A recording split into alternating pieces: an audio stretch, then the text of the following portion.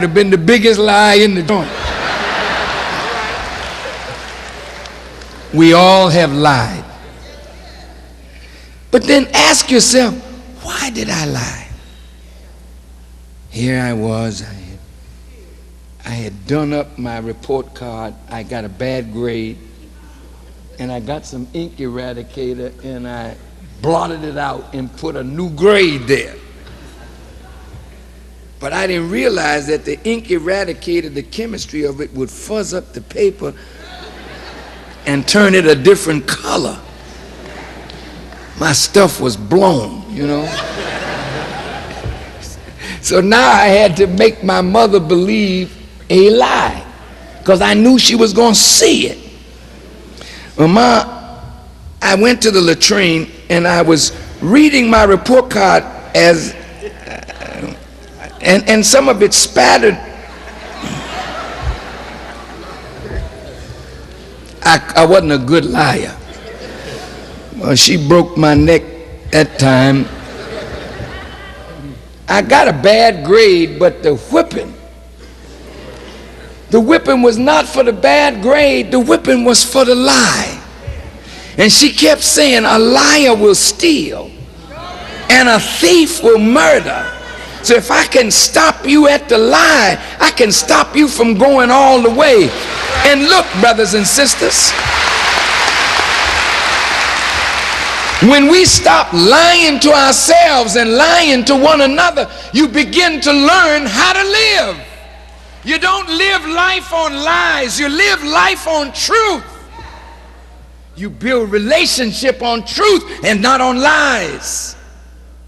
On the basis of truth, love comes to birth.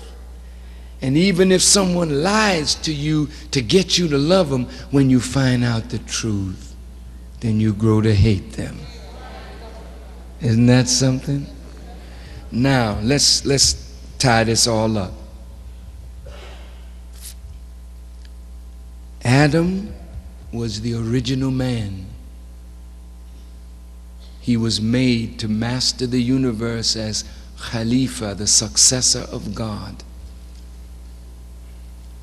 He set up an associate with God when he listened to the weakness of himself and he began to fall. Every one of us in life are faced with choices.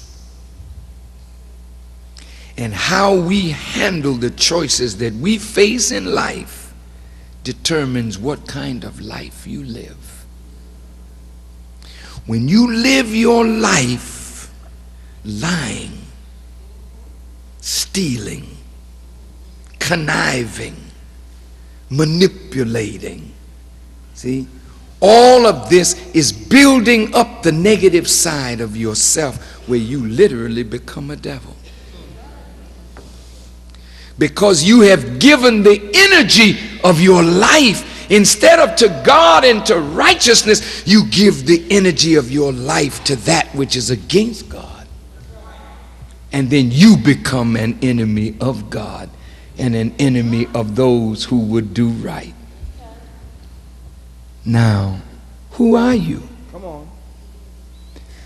See, you have the potential to be like God. But who are you? What kind of life are you living? Is it based on truth, or is it based on falsehood? See? And brothers and sisters, you know, as Brother Farrakhan is labeled anti-Semitic, anti-white, anti-gay, anti-Catholic, anti-everything,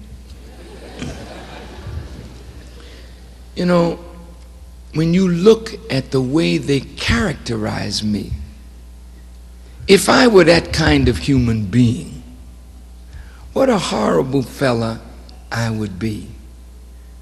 But because I point out America's wrong, white folks wrong,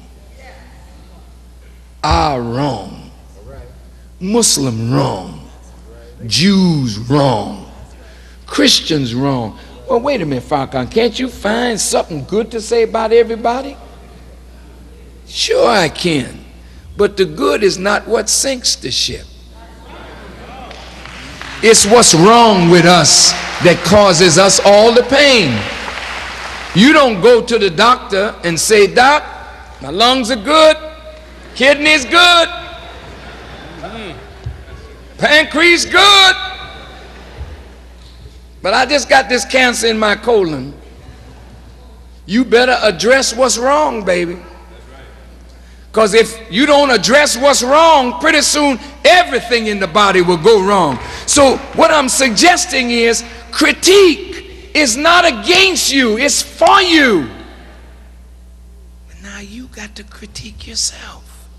See, and what's wrong with pastors and preachers and teachers is that we've hidden the standard of God under the bushel basket, so that the people don't know anymore what's right, what's wrong. They do whatever they think is pleasant and pleasing to themselves. So let's close this. America's in deep trouble. That's right. Because America has listened to the most negative side of herself. And she's busy doing very negative things. She started off wrong. The Native Americans invited her in. She comes in and kills them. We are in Africa minding our business. She come and brings us. She don't stop at bringing us. She turns us upside down and inside out, because she takes from us name, language, culture, religion, God, history, then makes us a chattel and sells us like you do lesser things, so that we would be less in their eyes and less in our own eyes. Man. And she didn't do this for a day. This went on for 3 centuries. Here's our beautiful women, but you were not ours. You were not fulfilling the purpose of God. You had to fulfill the pleasure of a slave master. He had our women as his fun and playground. I mean, that's a heck of a thing. That's a heck of a thing. And here's a man going into our woman, producing mulatto children, then making the mulatto children feel they're better than the black ones. So he starts dividing us, making us hate one another.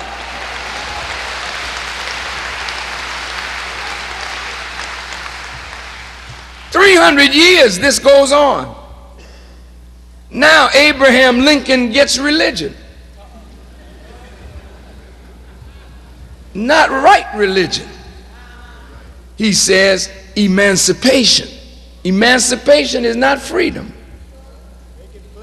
Emancipation is not liberation. Emancipation means I free you from my hand, but not from my control.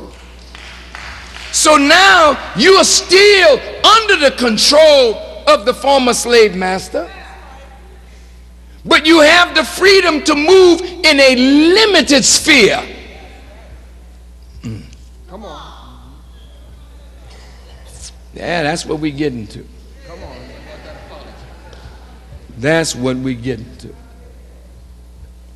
Because you know what's wrong. Now, brothers and sisters, look. America has done what former nations have been destroyed for. Come on. And America is in a position right now where she's at the pinnacle of all of the nations of the earth, the only remaining superpower, but America is dying from an internal moral rot and decadence. And at the root of this moral rot and decadence, here is a people who have fallen into the bottomless pit of hell, while America is at the pinnacle of power. Now this produces a problem that only God can solve.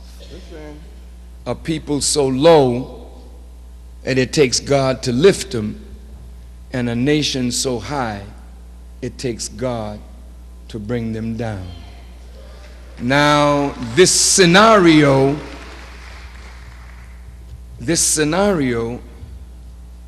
is in the Bible in 4 different places, and in the Quran as well. Just bear with me for about 10 more minutes.